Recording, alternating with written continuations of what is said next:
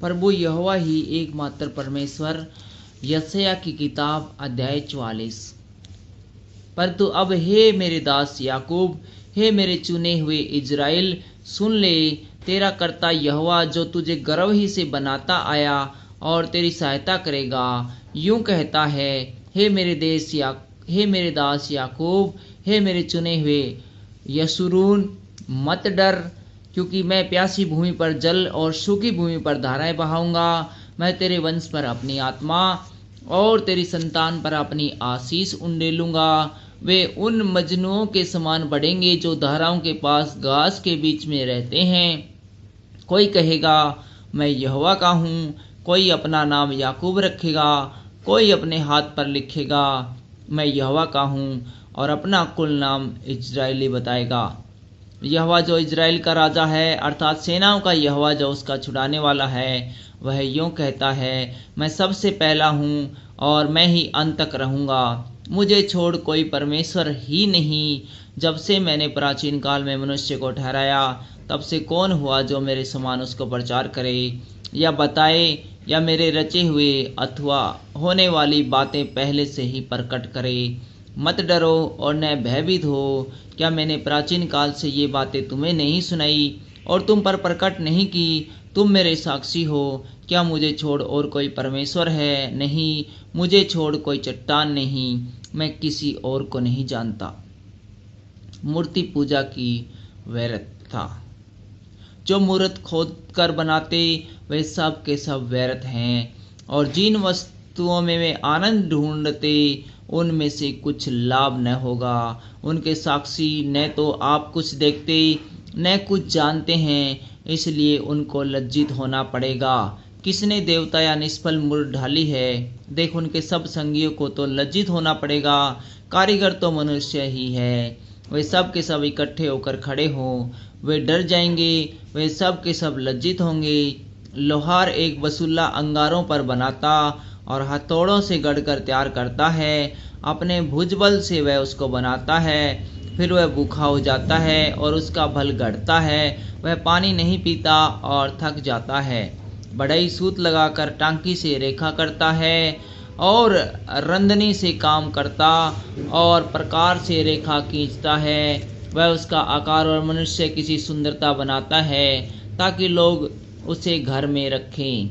वह देवदार को काटता या वन के वृक्षों में से जाति जाति के बांज वृक्ष चुनकर देखभाल करता है। वह देवदार का एक वृक्ष लगाता है जो वर्षा का जल पाकर बढ़ता है। तब वह मनुष्य के ईंधन के काम में आता है। वह उसमें से कुछ सुलगाकर तापता है, वह उसको जलाकर रोटी बनाता है। उसी से वह देवता बनाकर उसको दंडवत करता। वह मूर्त खुदवाकर उसके सामने प्रणाम करता है। उसका एक भाग तो वह आग में जलाता और दूसरे भाग से मांस पकाकर खाता है। वह मांस भूनकर तृप्त होता, फिर ताप कर कहता है, आहा, मैं गर्म हो गया, मैंने आग देखी है। और उसके बचे हुए भाग को लेकर वह एक देवता अर्थात एक मूर्त खोद कर बनाता है। तब वह उसके सामने प्रणाम और दंडवत करता और उससे प्रार्थना करके कहता है, मुझे बचा ले, क्योंकि तू मेरा देवता है। वे कुछ नहीं जानते न कुछ समझ रखते हैं, क्योंकि उनकी आंखें ऐसे बंद की गई कि वे देख नहीं सकते, और उनकी बुद्धि ऐसी कि वे बूझ नहीं सकते।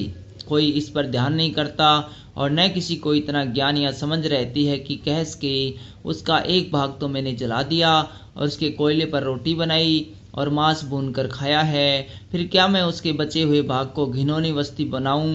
क्या मैं काठ को प्रणाम करूं? वह राख खाता है। भरमाई हुई बुद्धि के कारण वह भटका गया है, और वह न अपने को बचा सकता और न यह कह सकता, क्या मेरे दाहिने हाथ में मिथ्या नहीं? संसार का सृष्टिकर्ता और उद्धार करता। हे याकूब, हे इज़राइल, इन बातों को समझ कर, तू मेरा दास है, मैंने तुझे रचा है। हे इज़राइल, तू मेरा दास है, मैं तुझको न भूलूंगा। मैंने तेरे अपराधों को काली घटा के समान और तेरे पापों को बादले के समान मिटा दिया है। मेरी ओर लौटा, क्योंकि मैंने तुझे छुड़ा लिया है।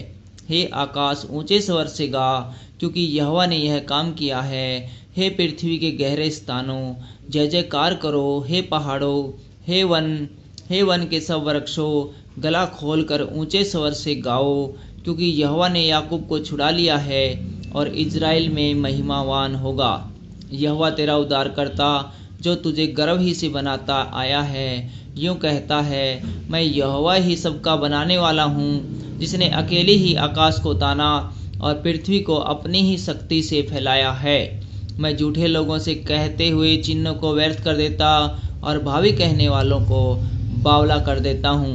मैं बुद्धिमानों को पीछे हटा देता और उनकी पंडिताई को मूर्ख बनाता हूँ और अपने दास के वचन को पूरा करता और अपने दूतों की युक्ति को सफल करता हूँ। जो यरूशलेम के विषय कहता है वह फिर बसाई जाएगी और यहूदा के नगरों के विषय वे फिर बनाए जाएंगे और मैं उसके खंडहरों को सुधारूंगा।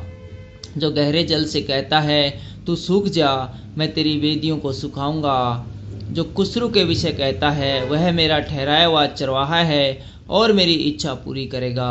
यरूशलेम के विषय कहता है वह बसाई जाएगी और मंदिर के विषय तेरी नींव डाली जाएगी। Thank you.